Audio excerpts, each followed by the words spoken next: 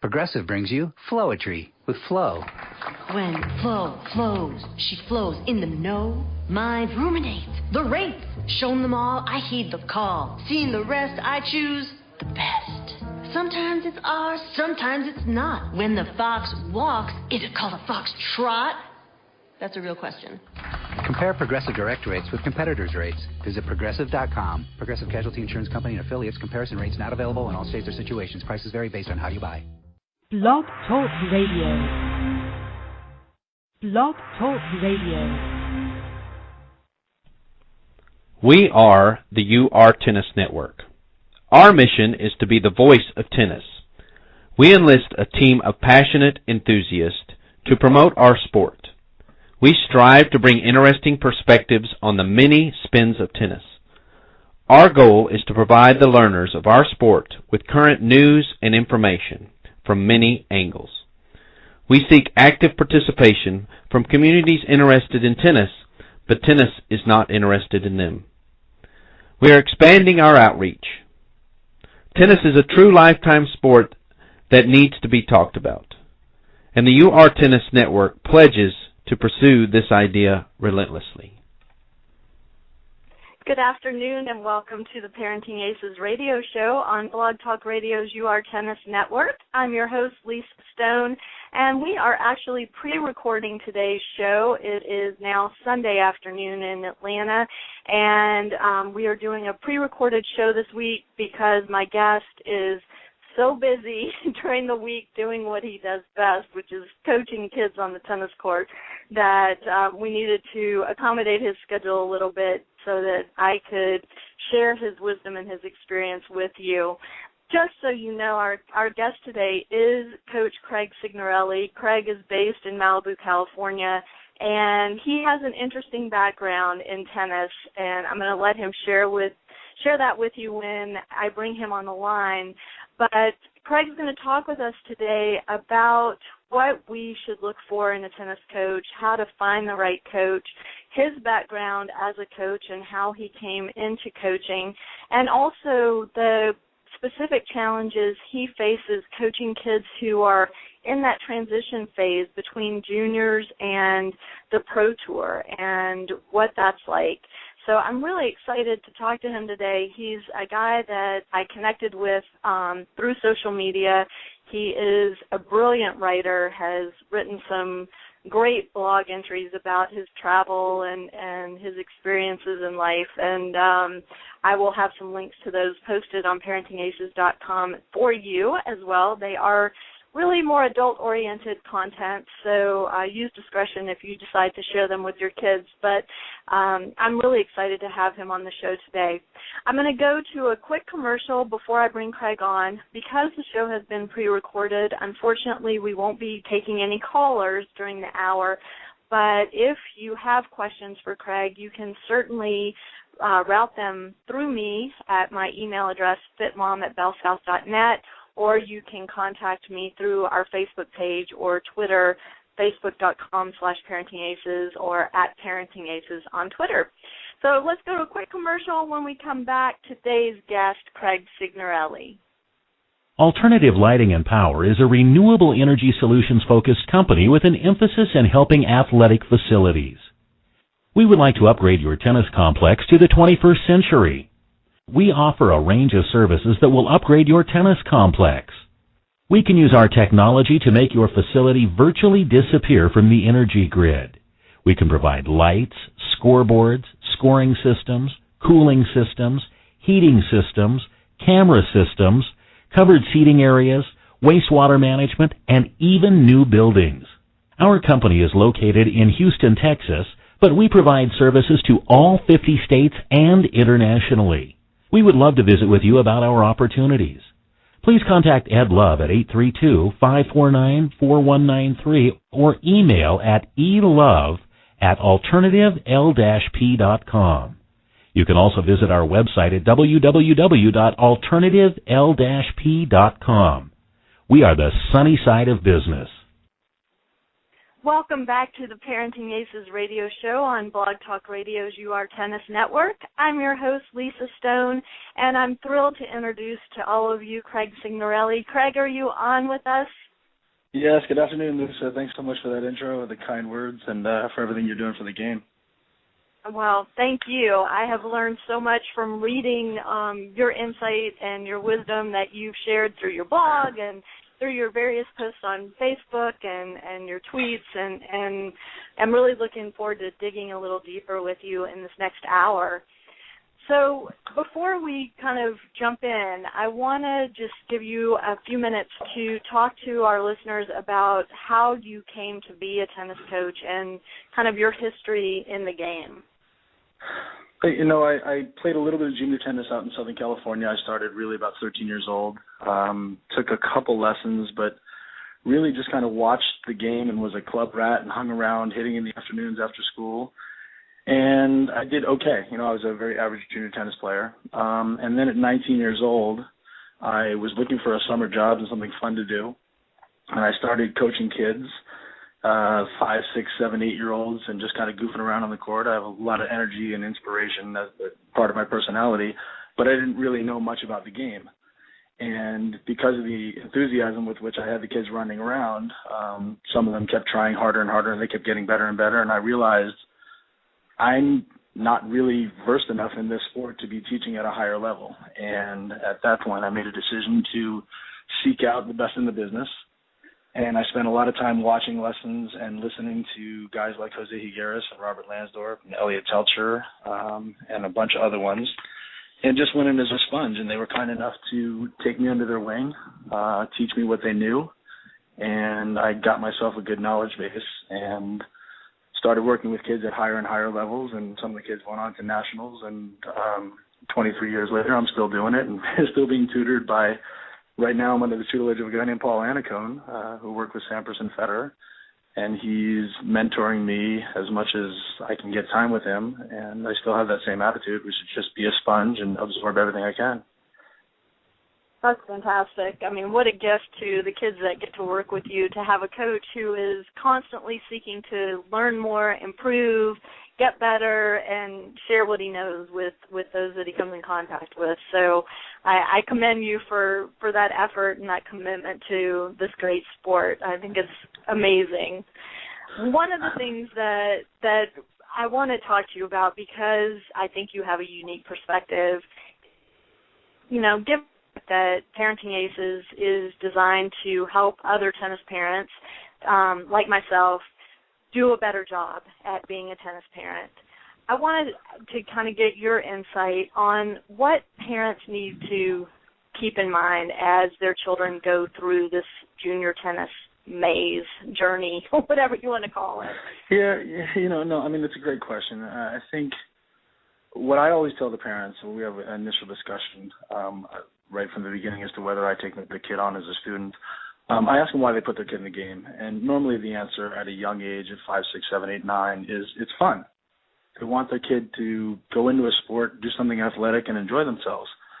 And I think, you know, that happens for the first couple of years, and then the parents start spending more money, and the kid maybe plays a tournament and has a little bit of success.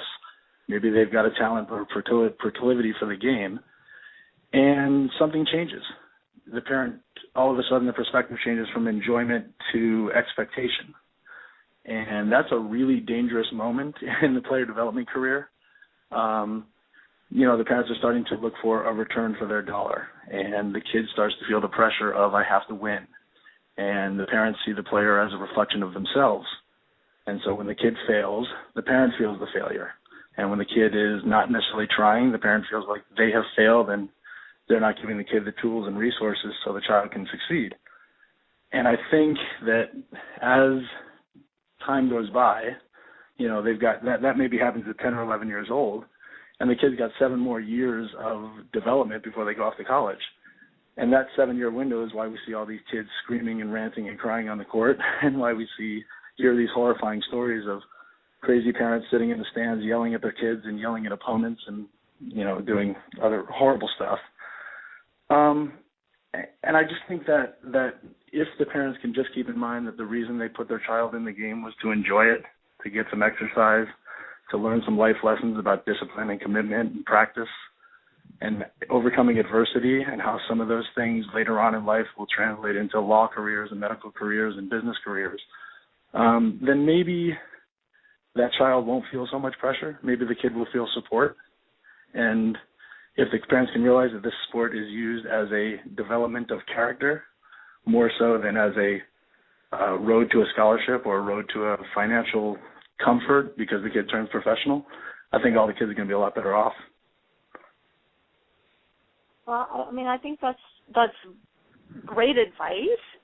As a tennis parent, I can tell you it's a really difficult ask, especially as your child starts to, like you said, maybe show, a bit of talent, have some success on the tournament court, and, maybe the child says, okay, I want to try to play, Easter Bowl next year. What do I need to do to get there? And so, as a parent, you do your research, you talk to the coach, you figure out what the path is, and you realize, oh my God, it's going to cost me X number of thousands of dollars in lessons, in travel, in tournament fees, in rackets and string, and shoes to help my kid attain this goal. And, so maybe the goal has come first from the child. The parent, as any devoted parent would do, wants to support their child's stated goal. And then let's say, 4 months into the process, the kid decides, this is a lot more work than I thought it was going to be, and I'm not getting to spend the night at my buddy's house on the weekends because I got a tournament to play, and so-and-so's having a party, and I can't go, and maybe this isn't really what I want. Meanwhile, the parents have already spent, fill in the blank, thousands of dollars on whatever. Yeah. I mean, how do you balance that? And as the coach, what's your role in helping parents navigate this? Because I can tell you I have lived that more times than not, and watched friends live it as well. I get it. It is an incredibly expensive sport. It's brutal for parents to try to finance kids going to all the national tournaments. And, this is the easy part. When they go out on the professional circuit, they start playing futures and challengers. You're spending, $60,000 to $100,000 a year to give them a shot when there's no return on investment. They're not even if they win a professional futures tournament, it's $1,800, and they probably spent $4,000 to actually go out and play.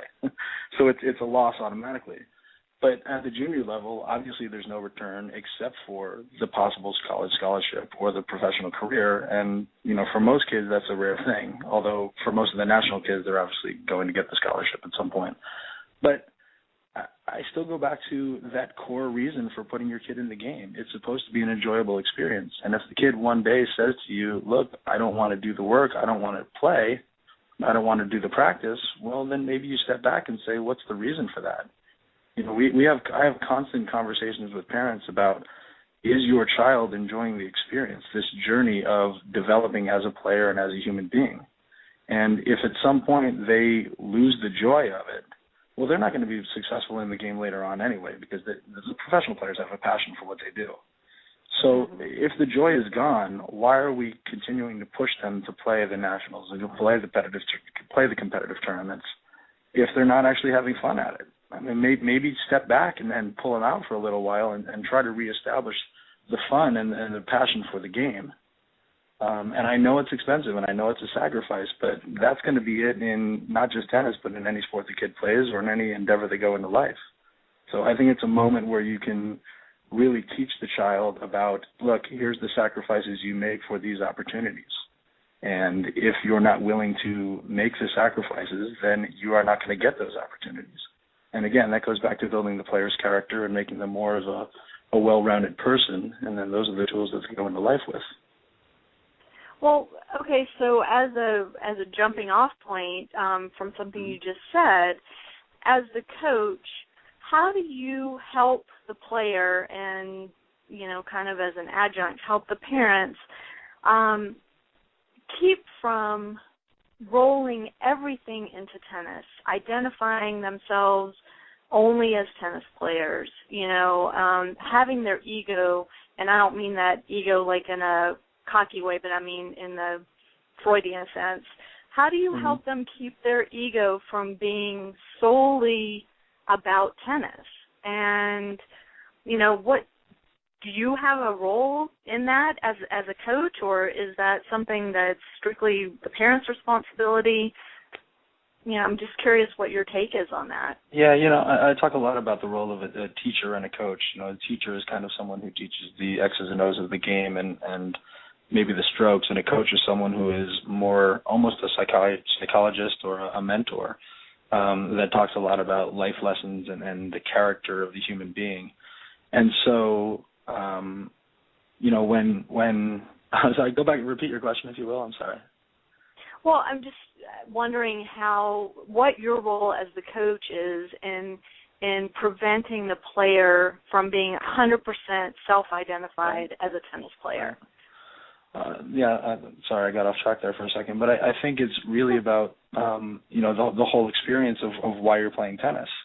You are learning life lessons. You're learning about time management and discipline and goal setting and focus. And all of those things, as you're learning them, the coach can step in and say, look, this is how it's going to affect you later on in life, whether it be relationships or professional careers. And if you continue to dangle those carrots out about when the kid's 25 and 30 and 40 years old, and you explain why you're teaching them these lessons, then the lessons aren't so tied up into, well, are they making me win tomorrow? Did I win this tournament and that's who I am? You're giving them tools for their character that they understand will benefit them for the next 60 or 70 years. So their personality and their identity is not tied into this week's loss or win. It's tied into, I'm becoming a stronger, better person that's succeeding in life. And, this tournament may be a failure or it may be feedback. And if they look at it as feedback, they can say, okay, here's the lessons I learned from it, and here's how I succeeded on the next tournament or the next one or the next one. The junior development path is, like the Golden Gate Bridge. Eventually you get there, but along the way you're going to have a lot of parts falling in the bay, and you're going to have a lot of pieces that break off and don't quite work. But if you can see that picture at the end of the bridge, and eventually you get all the way to the other side, you start to understand that maybe the steps along the way aren't quite so important as long as we're ending up with the proper goal. Well, you're very wise. I hope you will, once you're done coaching kids, I hope you'll start coaching coaches, because I think you have a lot of wisdom to share that others could really benefit from. Thank you for that. Okay, so let's carry on with this thought. So as a parent, we're looking for a coach for our kid, and I wrote in my blog this week, we've recently had a shake-up at the club where my son trains. The longtime director of tennis has sold his shares and has moved on, and so, we find ourselves once again in a situation where we're having to figure out what we're going to do. And for us, the timing's been really good, because my son's injured right now, but then he's getting ready to travel for a bit, so it's not going to be an issue until the fall, and hopefully by then the dust will settle. But for parents who are kind of at that place of looking for a coach, or maybe looking to change coaches, or maybe they're listening to you and realizing that they're not getting what they should be getting right now, what should parents expect from their child's coach? I mean, both on a daily basis, but, on a more esoteric level as well. Yeah, one of the things I think our profession has failed to do is really be able to define what quality coaching is. And I'm part of that failure as well, because unless we communicate very, very distinctly with the parents about what we intend to do with the player over the next 7 to 10 years that we have them, obviously there's going to be a lot of confusion. And I think the parents need to sit down with the coach, and the coach should lay down a developmental plan, physically, psychologically, technically, strategically, and have the player lay out that plan and have the parents have input on that plan. So everybody really has an understanding of what this journey is going to be about. And, you know, maybe that's a 6-month plan, maybe that's an 8-year plan, or maybe it's all the steps in between. But, you know, my role as a coach is first to ask the parent, do you want me to be involved in the character development of your son or daughter? Or do you want me to be a tennis teacher who's going to teach them the strokes? And because they're such different roles, I need to know from the parent if I have the freedom to start talking about life lessons and start talking about how adversity can benefit their child. Or do they want me to stand out there and say, look, here's how you hit a forehand, here's how you hit a backhand, this is how you're going to get better stroke production, and when you're done with all of that, then we can have another conversation 2 years from now or 3 years from now about, do you want to continue with me as your mentor in life? But a lot of times what happens is the coach maybe oversteps in the parent's eyes because they haven't had that discussion, and the coach will start advising on things in life, and the parent says, hey, this is my kid, I'm raising my child, knock it off. So I think you have to set the boundaries and parameters up front so everybody really gets on the same page as far as what's going to happen with this kid. So let me interrupt you 1 second. I know I told you I wouldn't interrupt, but I'm going to interrupt. So as a parent, I'm kind of the opposite of what you just described. I don't want my child's tennis coach to just teach stroke development. I fully expect that that's going to be integrated into the life lessons that you reference.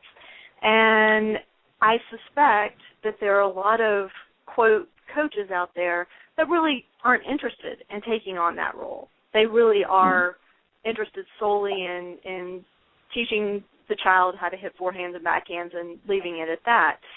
So if I'm a parent who has those expectations of, you know, the coaches, I mean, especially once a kid gets into their teenage years, you know, sometimes it's really helpful to have an outside adult, meaning a non-parent, to impart some of these bigger lessons to them because they don't, you know, once they hit the teen years, parents are stupid and don't really know anything anyway. So, you know, it's, I mean, you know, sad fact, but it's true. And so, you know, if I'm the parent that is looking for that and I'm interviewing a coach or, you know, talking to people about different coaches, how do I ask the question without offending the coach, you know, and how do I say to them, okay, this is what I'm looking for. Are you going to give me this? Yeah, it's almost a dating relationship, isn't it? I mean, you have to find out about the core values of that coach. Yeah. You're looking at their sense of morality, their values, how they would raise a child. But I think the first thing is have the discussion with the coach about what you want. You know, one of the things that I find is parents bring a kid to a coach and say, will you take my kid? Well, I think a lot of that relationship can be flipped and say, look, you're in command. You're in control of your child's development as a parent, and you're asking this coach to help, and you're dating this coach to find out if it's the right coach for your child. But ultimately, you're responsible for picking the right person for your player, right? So the things you're looking for are, is this person going to impart the values? Do they have similar values to me and how I want my child raised? Are they willing to offer that advice and those perspectives on life to my child? And are they willing to play intermediary when I have a parenting issue that I want to say to my kid, but it's going to come out through the prism of being a parent?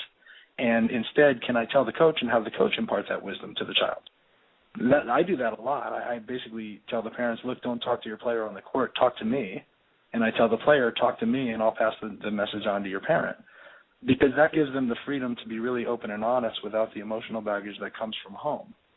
So the coach has to know what that role is, and the parent has to really define it if everyone's going to be successful. But there's so much that's left unsaid, and there's so much mistrust because there's, you know, a parent has one expectation and a coach has another expectation. Nobody wants to step on toes. And because the roles are not clearly defined, you have animosity and you have conflicts come up.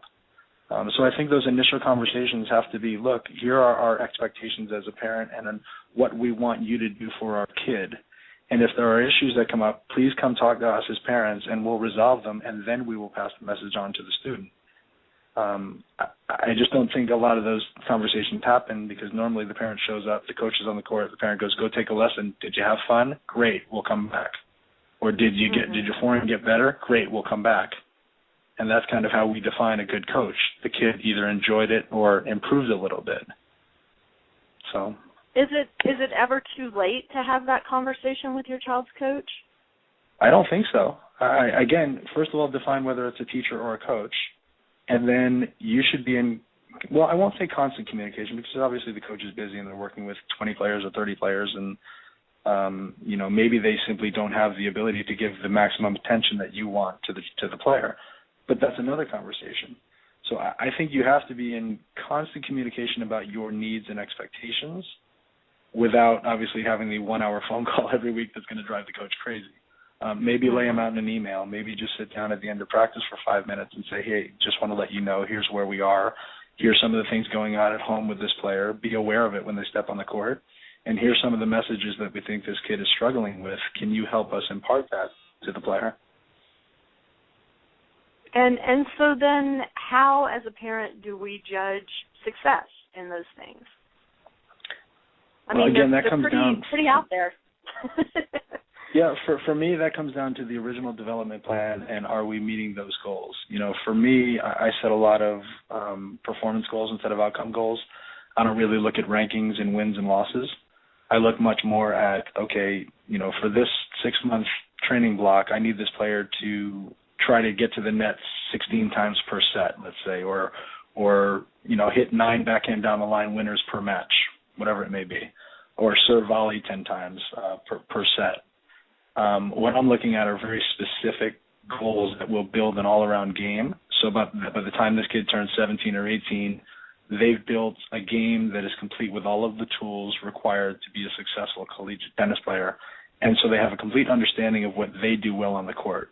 They know their tactics on the big points in the match. They know how they finish points. They know their strategies. They know whether they're offensive or defensive. They know what kind of adjustments to make. So the player should be very well-rounded. And so when the parent has a conversation with the coach, they should be having conversations like that. What is this player going to look like at 17 or 18 years old when schools are looking at them, or when they're thinking about professional tennis? And if the coach can't provide a vision for that picture, then you might start to question, are we on the right path with this person? They need to have a clear understanding where that kid's going, and so does the parent, and so does the player. So when you have those specific goals during matches that you mentioned, do you share those with the parent as well, or are you attending every single match this kid plays? No, I rarely attend junior matches. What I do is I ask the parents to come back to me with feedback on whether the player met their goals. I'll never ask the score of a match. I don't really care. What I ask is, on the deuce points, did the player serve here or return here and do this? Did the player meet the goal today of 10 serve and volleys? Did the player play with a inside-out pattern today? And if the player's doing that, then I know that what is happening on the practice court is then translating into a match. I can't control whether the kid wins or loses, right? I can give them the tools to go out there and compete, but who knows if they're playing the number 1 player in the country or number 5,000 in Southern California. What I can control is whether that kid has a clarity of vision on their game, whether they're organized about their game plan, whether they are continuing to fight, and in the pressure moments, are they reverting back to what they do well? If they're doing those things at 12, 13, 14 years old, they're probably going to be successful later on. So I ask the parents for feedback on that. Sorry. So how do you then educate the parents to stay away from, did you win or did you lose? What was the score? How many times did you double fault? Why did you hit that shot on that point? Your coach told you not to do that. How do you educate us to do better when our child comes off the court? That question you just asked, why did you do this, is probably one of my favorite questions. Because what the kid hears is, why did you do this, you idiot? When the coach says exactly. when the coach says it, it's, why did you do this? Please explain it to me so I understand what you were thinking in that moment. And so the conversation is very different because of who asks it. And I think the parent should always understand that what they're saying is maybe not what the kid hears. And so I often have the parent and child sit down and I say, okay, mom or dad, can you please ask the question of the player? And then I'll say, stop. And then I'll say, player, what did you hear? And it's pretty illuminating when the parent hears what the player actually heard. So you break it down for them, and a lot of it is kind of sitting down with the parents and teaching them how to be a coach and take on the role of coach as opposed to taking on the role of parent. The player, post-match, pre-match, needs a coach to be with them. When they get home and the match is over and the tennis is, off the table, then it becomes the parent-child relationship again. And so the player, when communicating with the parent, has to understand, is the parent acting as a parent or is the parent acting as a coach? And if they're clear about that, then a lot of the things the parent is going to say is not going to be as offensive, or they're not going to hear it that way. But I also tell the parents the story. You asked about success. I tell them the story of Pete Sampras all the time. Sampras serve volleyed all the time as a junior, and everybody said he's not going to be any good. He can't cover the net. He's missing all the time. And his coaches were very clear, and more importantly, Pete was very clear about, I'm going to win Wimbledon with my serve and volley game. And, of course, I'm too small to cover the court. Of course, I'm not skilled enough to make my volleys, and, of course, I can't get back for the overhead. But someday I will be, and if I continue to practice these skills and master these skills 10 years from now, I'll have it mastered, and maybe I'll reach my goal. Well, turns out he was right, but he took a lot of losses as a junior because he had a clarity of vision and was willing to take those losses to know that in the end he was probably going to be successful.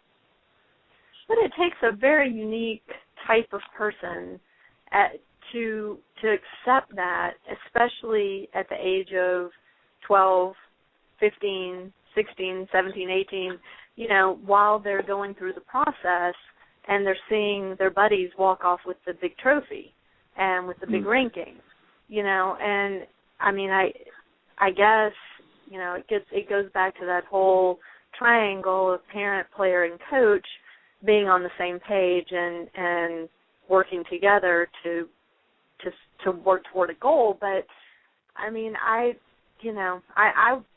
personally watched my own child go through a year of maybe winning one match at a tournament, but then being out, and meanwhile the friends are winning and the rankings are going up and they're getting into the bigger tournaments and my kid's not. And, it's very difficult as a parent to keep going through the motions of traveling and being away from the rest of your family and all of that, unless the coach has clearly explained to you, or unless you personally came up through the sport and have a good understanding that it's not about wins and losses at a young age. It's about, as you said, process. I guess I'll challenge you. I'll challenge you on that, Lisa. Okay. You said it's very difficult to watch these things happen. Well, it's difficult for you because you have an ego invested in it and because you don't like your child to be suffering, right? Yeah. Because they're taking these losses. But there's so many opportunities in there where you can teach the kid about, look, this game, every day you play, you're making 30 unforced errors or 40 unforced errors. There's so much failure that happens on the tennis court.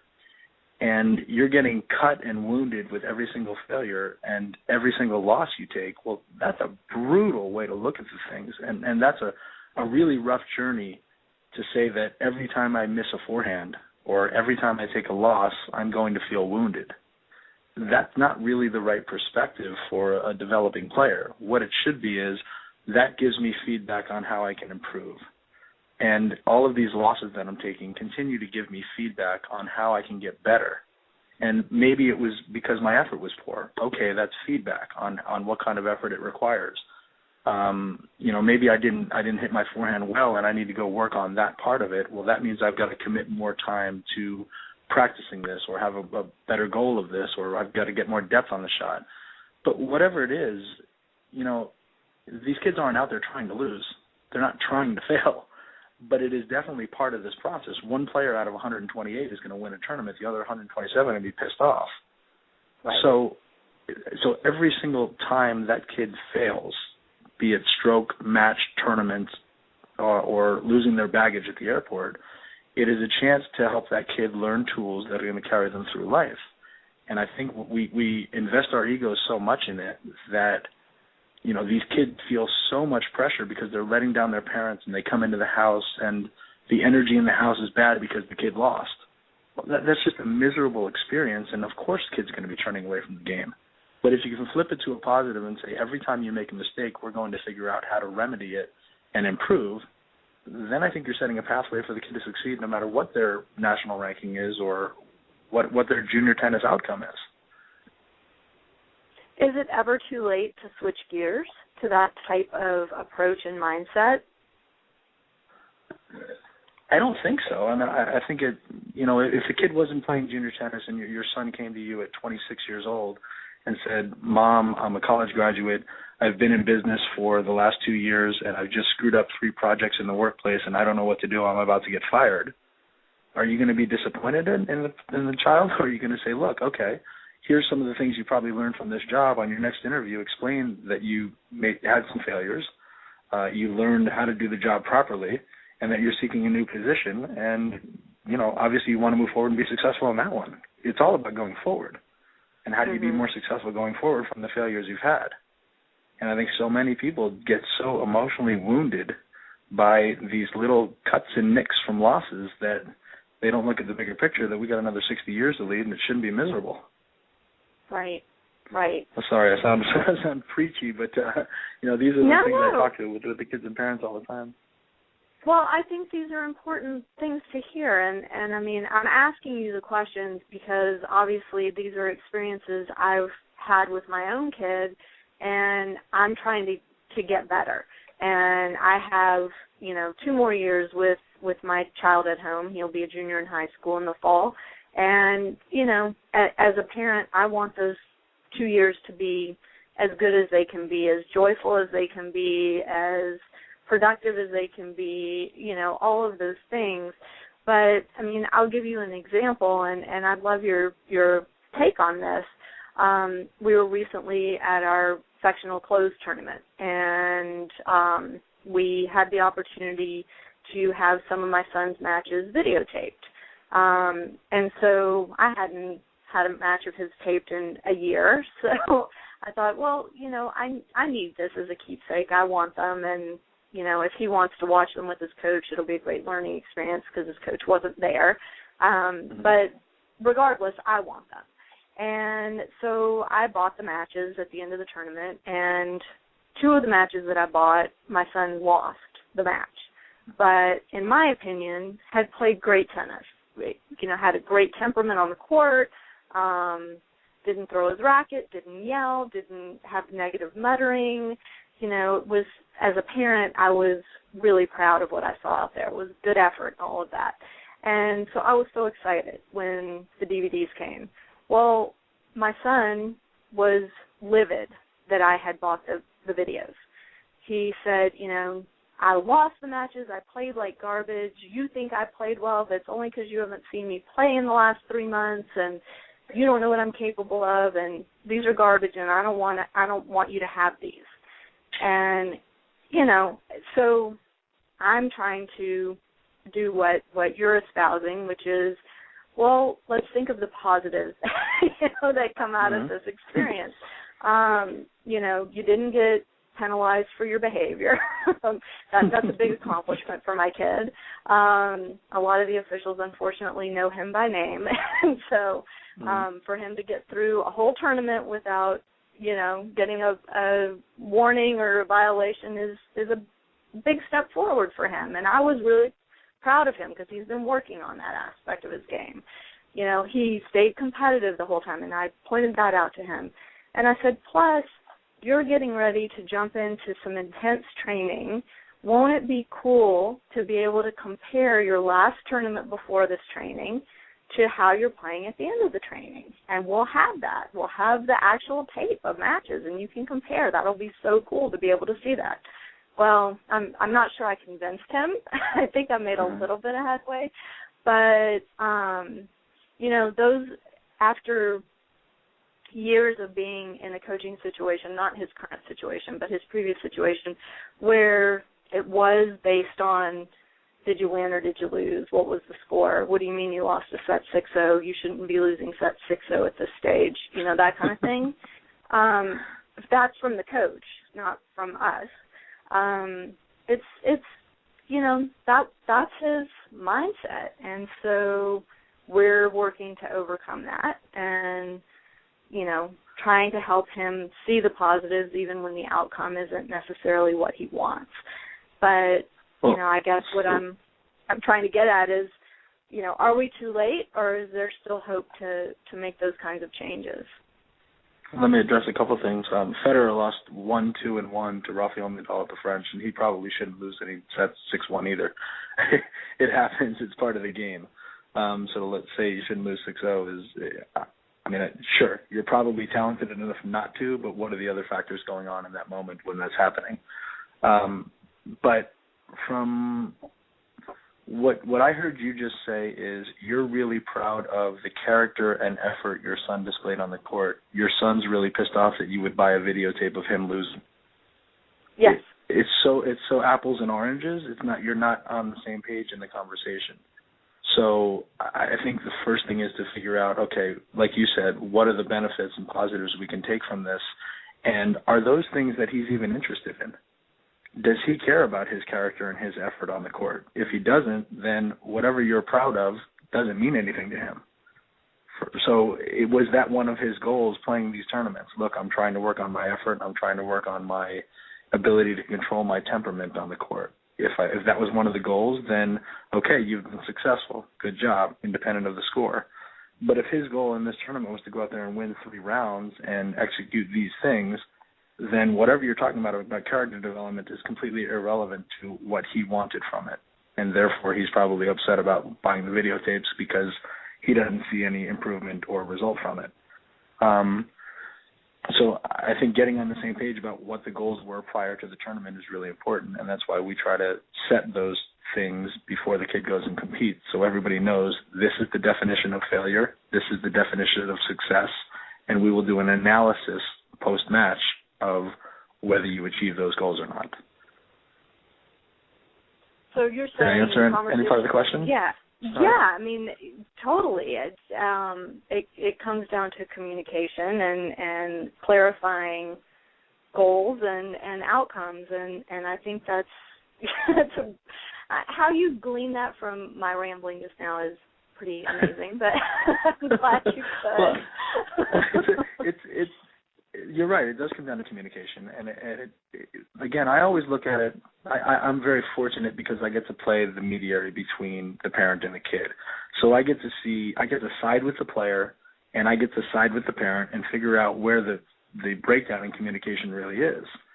And so, like I said, it comes down to goal setting. Your goals and objectives and the definition of success in this instance was probably very different than his.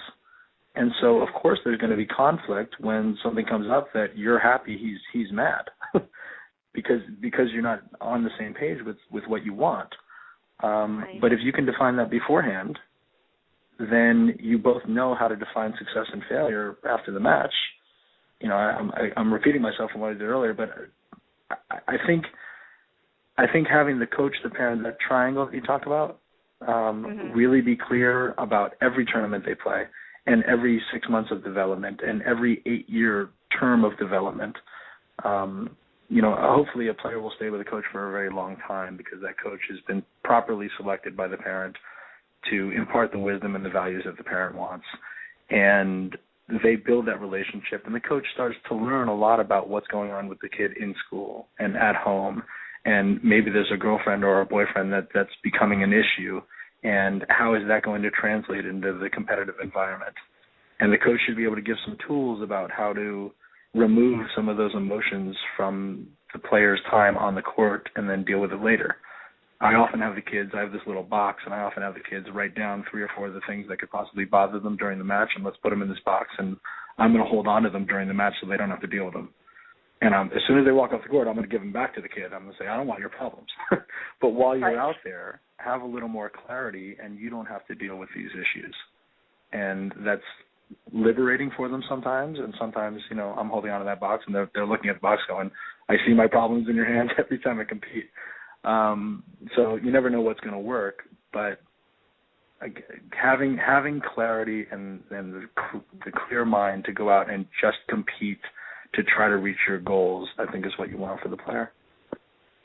All right, that's great advice. All right, we're going to take a quick commercial break. When we come back, I am going to ask you about when it's time to make a coaching shift. So I'll give you a couple minutes to think about that while we go to commercial. We'll be right back with Craig on Parenting Aces. This is Jason Haynes, CEO of the UR Tennis Network. We are proud to announce the 2013 summer camp season has begun. At ussportcamps.com, you can plan out a Nike tennis camp experience. These are offered to both adults and juniors for day and overnight camps. Visit ussportcamps.com to pick up a brochure and join over 50,000 youth who say yes to our summer camp experience. Join a Nike tennis camp at www.ussportcamps.com or call us at 1-800-NIKE-CAMPS. In 2013, let our summer camps be your victory. Choose the Nike tennis camps and take your game to the next level. We're back with Parenting Aces on Blog Talk Radio's UR Tennis Network. I'm your host, Lisa Stone, and I am here with Craig Cignarelli talking about coaching and goals and choosing the right coach for your child. And Craig's offered some great words of wisdom so far. We have about a little less than 15 minutes left in the show, Craig. And so given all this amazing advice you've given us regarding what we should be looking for as parents in our child's coach and what our expectations should be, what if we're not getting what we think we should be getting from our child's coach? And by we, I mean the player and the family as a unit. When it's time to make a change, what's the best way for a family to handle that? And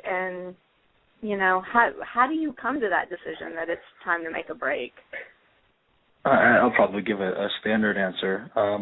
One, when the come child on. is no longer well, I think obviously if the kid is not learning every single day and not focused on improvement every single day, then there's a problem. As painful as it may be for me and my profession, there are days when we see coaches do the same lesson as yesterday because they got something going on in their lives and they're not motivated to go out and really give 100% that day. And we've all hit those days, and it's rough, and it's detrimental to the player.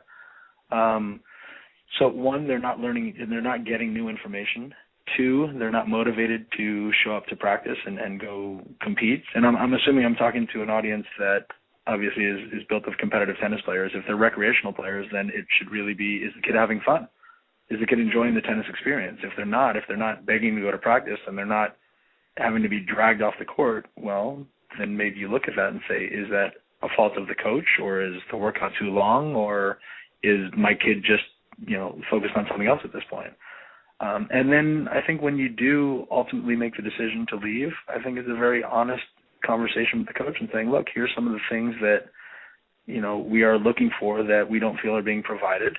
And the coach will probably resist because he has built a relationship with the player and likes the kid or feels like there's more to offer to the kid. And that's going to be a rough conversation because it's almost, like I said earlier on, it's a dating relationship. Now it's the divorce. Sure. And you want it to be friendly, and you want to thank and praise that coach for all the work they've done and all the time that they've invested in the kid. And a lot of times that's, 20-minute phone calls at the end of the day that the coach doesn't get paid for, or showing up to the tournament that the coach doesn't get paid for, or even just building a lesson plan and a development plan that the coach isn't getting paid for with their hourly rate. But they've put a lot of extra time in for the kid, if that's happening. And thank them and say that, we'll always remember what you've done for our son or daughter, and we'll be recommending you to other students who are looking for development, and we appreciate it, and let's move on as friends. But a lot of times it's rough because you're pulling a student away from a coach who has put a lot of time and investment into a kid, and that coach is going to be angry. Or vice versa, the coach drops the kid, and that kid is going to be angry because, the coach maybe saw that that kid wasn't putting in the effort or wasn't responding to the coaching, and it just didn't seem like they should continue the relationship. So it can be painful both ways, but if you're really open and honest and praising of either the kid's talent or the coach's efforts, I think you leave on better terms and you sustain a relationship that will be good in the future. Great advice. Great advice. Before we finish up, I definitely want to give you an opportunity to talk about what you term mezzanine coaching or mezzanine players, which by your definition is coaching a player that's finishing up maybe their junior career and transitioning either into college or onto the professional tour. And you, I know, recently had an incredible experience taking a young female player to her first professional event and coaching her through that and blogging your way through Mexico, which I enjoyed so much. And again, to our listeners, I'll have a link to that up on our, ParentingAces.com on our links page later this week. But, what's the challenge for you as a coach making that transition, and what's different when you are taking a kid from coaching them in the juniors to that next level? I think the challenge is probably the best part of it. The reason I tell parents that I think the kids should go out there and play professional tennis at 15 to 16 years old so they can touch it. Actually, let me preface this with a lot of coaches say, look, win on your street, win on your block, win in your town, et cetera, the Wayne Bryan philosophy, and I completely agree with that. However, I think it's a phenomenal experience to take the kids out there to play a couple professional events, to expose them to what the intensity and energy and training mentality is on the professional court, so that when they come back to the practice court and come back and look at junior tennis, they understand the distinction. Junior tennis is played at what I call a marathon pace. The kids take 3 and 4 steps per shot. They know they're going to be out there for a few hours. It's lackadaisical because they're surrounded by clinics or peer groups where maybe 10% of the population that they're playing against are really excelling or trying to excel. Whereas professional athletes, at the Futures Challengers and getting up to the ATP and WTA level, those players are all the ones who did excel in junior tennis, and so they have that work ethic that's a little bit different. And when you spend a week or two on the practice court with those types of players, and then you go back to junior tennis, you feel the difference in the energy. And you feel like, wow, I now have a perspective from professional play when I go and compete against the kids. And I think that builds an incredible sense of confidence, a better understanding of what practices should really be about the focus and intensity required. So letting them touch that is what you consider a challenge, what I consider a huge benefit, and an educational experience that they can then transfer back to juniors. And when they look at junior nationals as a 16-year-old and they say, wow, those players are so good, after they've played pro tennis for 2 or 3 weeks, they look at junior nationals and say, wow, that tennis is so bad. And it's the same tennis, but it's viewed through the prism of I've experienced a whole different level of this sport. So I love that. What I call mezzanine coaching is kind of bridging the gap between junior tennis to professional tennis and letting them have access to something they've never felt or seen before, and then explaining to them how they can use some of that information when they go back and compete against the 16, 17-year-old kids. How do you keep them from feeling like all is lost when they see how good these players are compared to what they're used to?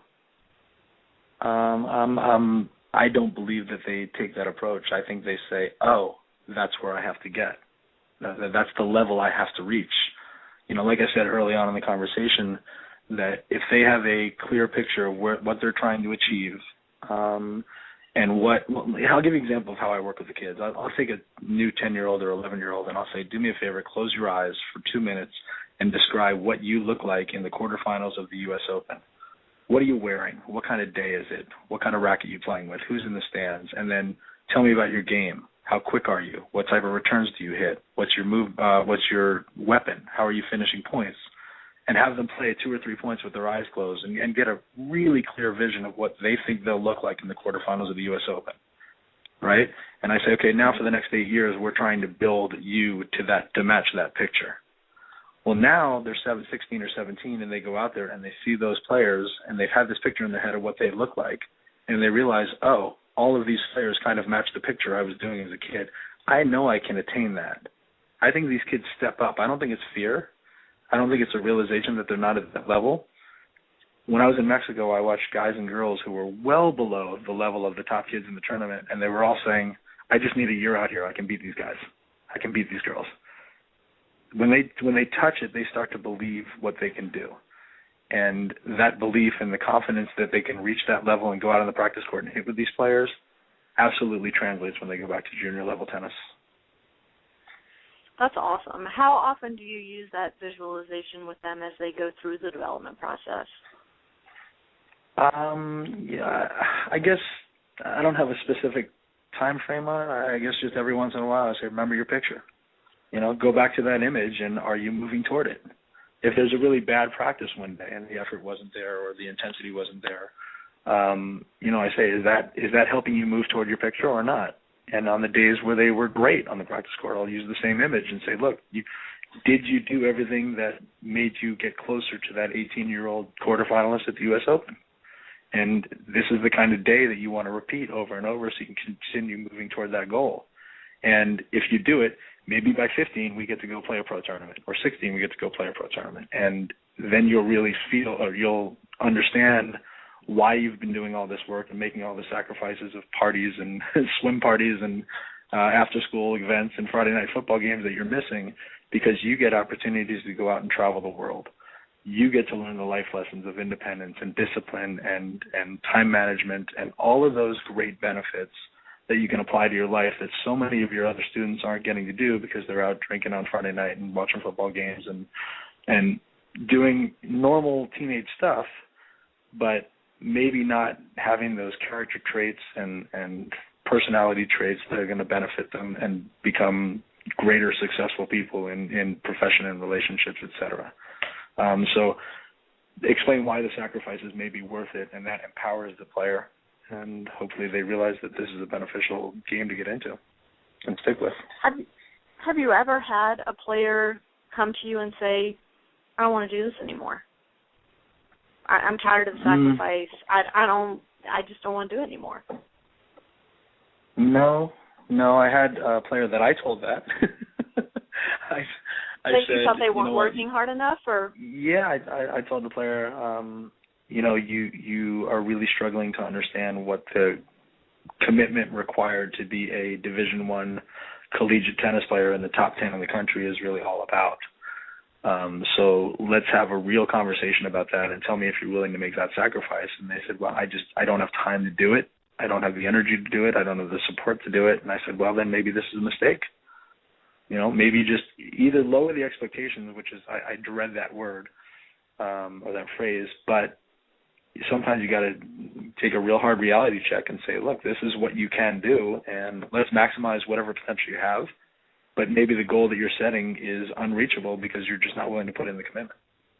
Mhm. And I'm just curious. I mean, because that conversation, I have that conversation in my head a lot. How did the parents react to that, or were the parents present during that conversation? No, I would have that conversation with the player first, and then say, let's sit down and talk to mom and dad and explain why things are the way they are. And a lot of the times the parents are going to be upset with that.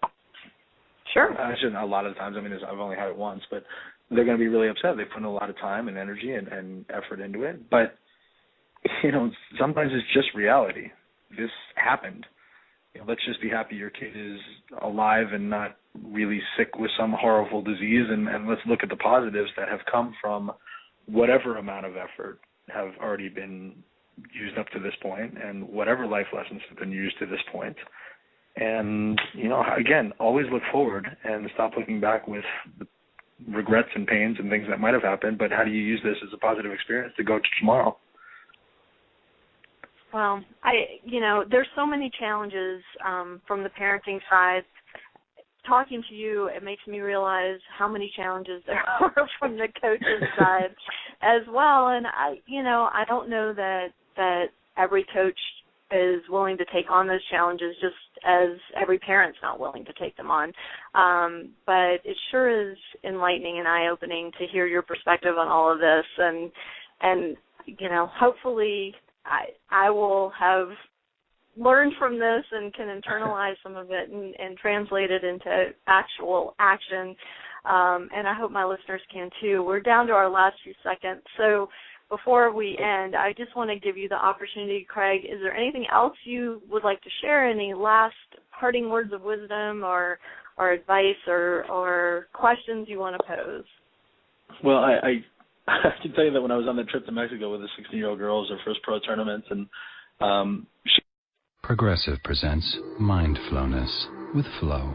You are a mighty fortress of supreme knowledge. Progressive Direct has not only revealed their rates, but those of their competitors. If you were any more in the know, you would be drowning in, the know. Compare Progressive Direct rates with competitors' rates, because knowledge is power. Visit Progressive.com. Progressive Casualty Insurance Company and affiliates. Comparison rates not available in all states or situations. Prices vary based on how you buy.